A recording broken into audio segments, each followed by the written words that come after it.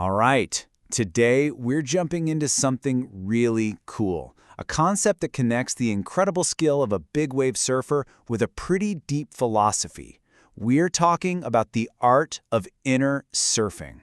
So let's kick things off with this quote, because it's a bit of a mind bender. I mean, think about it. A surfer on a giant wave, a mystic deep in meditation.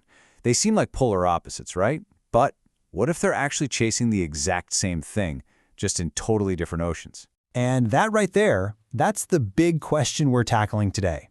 What is inner surfing?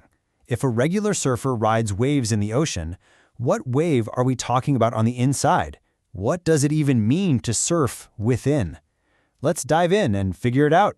Okay, so before we get all philosophical, let's start with something we can all picture: the big wave surfer.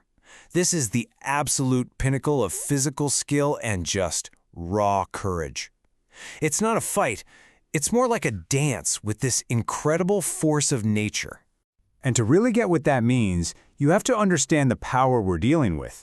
Someone actually did the math. A single massive wave has enough juice to power a whole city. A city. So when you wipe out, you're not just getting wet.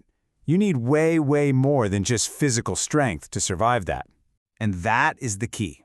The real masters, they aren't fighting the wave, they're in total harmony with it. It's all about flow and surrender, not muscling through it. And right there, that's our first big hint that there's a connection between what's happening on the outside and what's going on deep inside. Which brings us to the main idea here, this whole concept of an inner ocean. The idea is, just like there's this massive ocean out there, there's another one, an ocean of energy, right inside of us. And it's not just mystics saying this, it's a concept that even touches on modern physics. So here's how you can think about it side by side. The surfer is all about finding harmony with the ocean's waves, right? Well, the mystic is trying to do the exact same thing, but with the waves of the universe, with the source of life.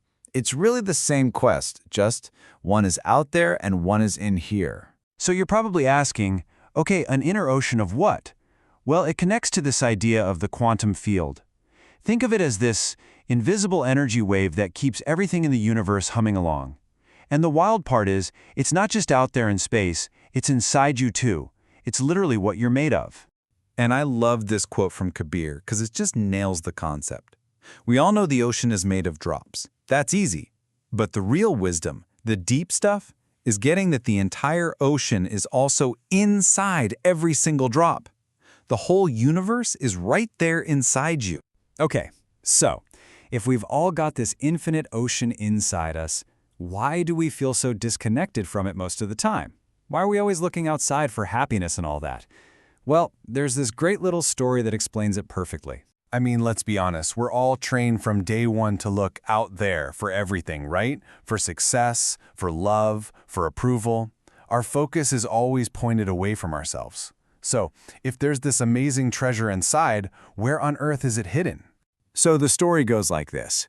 There's this master thief, right? He's traveling with a jeweler who has this incredibly valuable gem. And every single night, the thief tears the jeweler's room apart trying to find it. But nothing. He can't find it anywhere. Finally, totally frustrated, he just gives up and asks the jeweler, "Look, I'm the best thief in the world. Where did you hide that gem?" And the jeweler just smiles and says, "I knew you were a thief the whole time. So every night, I just hid it in the one place I knew you'd never, ever look. Under your own pillow." Wow. Yeah, the treasure he was desperately searching for was literally right under his head the whole time. And that's the big lesson, isn't it? We're all looking everywhere out there for something that's been right here, inside us, all along. Okay, so that's a great story, but what does it mean for us? How do we actually start, looking under our own pillow?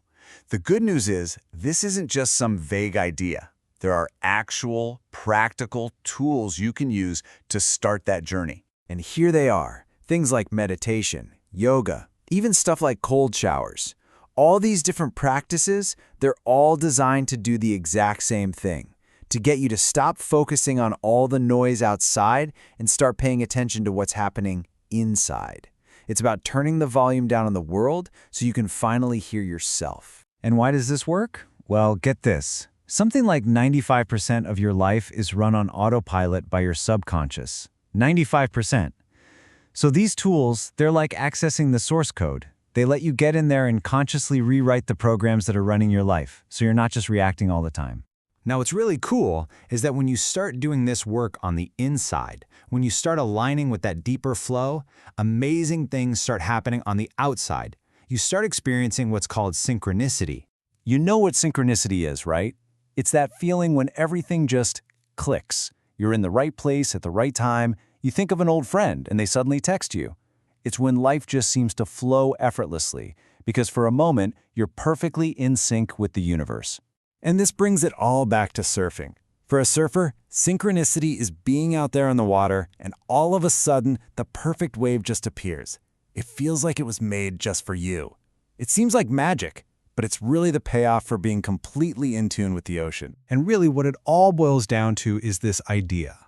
The more you're in harmony with the universe is in harmony with you. It's like a mirror. What you cultivate in gets reflected back at you. It's a powerful feedback loop. So, that leaves us with just one last question. And it's not for me to answer, it's for you. We've seen the path. We've seen the tools. The only question left is, where do you start? How are you going to find your inner ocean?